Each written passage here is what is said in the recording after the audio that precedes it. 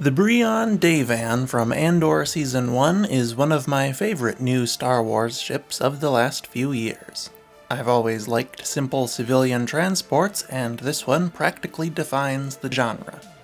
So today we're going to take a look at the design, specifications, and history of this little ship. I'm Joey from Radio Free Coruscant, and this is everything there is to know about the Breon Dayvan.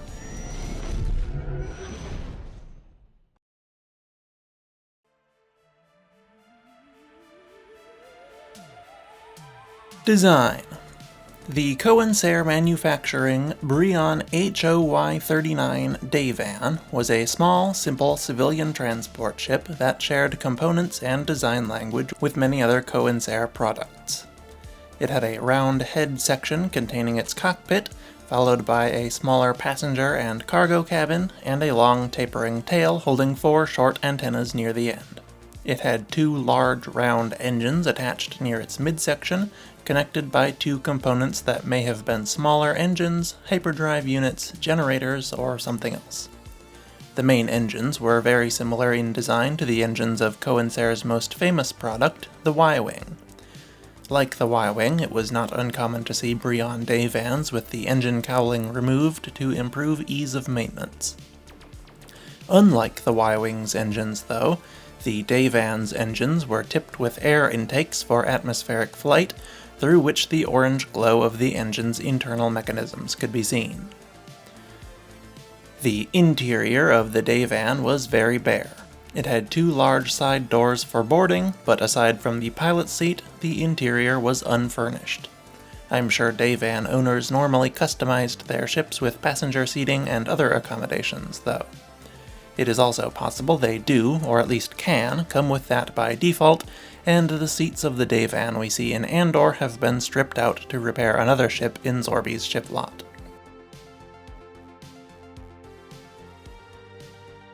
Specifications. The Breon Dayvan measured a respectable 20.4 meters long by about 10.4 meters wide and 3.5 meters tall. It had a Class II hyperdrive with a rating of 65 megalight per hour. Its atmospheric speed is unknown, but it was probably around 850 kilometers per hour, a bit slower than most versions of the Y-Wing. The Dayvan was armed with a small double laser cannon turret for defense. It required only 1 crew and could carry at least 4 passengers. I imagine it could probably carry a few more than that, perhaps at least 6 to 8 with appropriate seating, or around 10 tons of cargo with fewer passengers. Its price was unknown as well, but I imagine it was probably around 50,000 credits new or 20,000 used. History. Virtually nothing is known of the Breon Dayvan's history. It was very old during the time of the Empire, and was likely developed at some point around 50 to 100 BBY. The only Dayvan to be seen in Star Wars so far was available for sale at Zorby's Western ship lot on Ferrix in 5 BBY, where Cassian Andor regularly borrowed it for overnight trips to search for his sister. On one such trip, he was accosted by 2 Preox Morlana security guards, whom he ended up killing.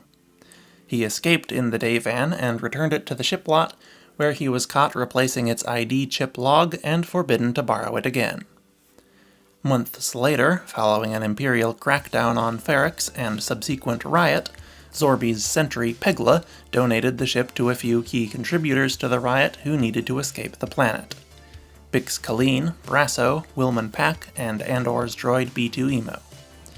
They were accompanied by Jezzy, a friend of Andor's mother and the only one among them capable of flying the ship. They eventually made their way to Minarau, where they joined an agricultural community, and were later joined by Andor himself.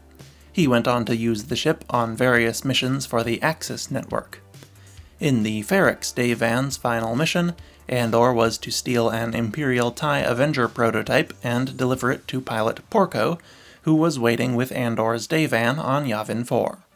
However, upon completing the mission, Andor discovered that Porco had been killed by members of the Maya Pei Brigade that had been stranded on the planet, who managed to sink his ship into the mud while trying to steal it.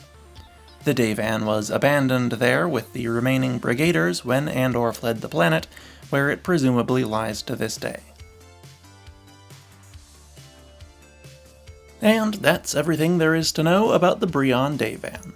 Not a lot to say about it currently, but hopefully another one will pop back up again someday. Let me know what you thought of this video and this ship in the comments, and subscribe for more content just like this. Thank you for watching, and I will see you next week. RFC, out.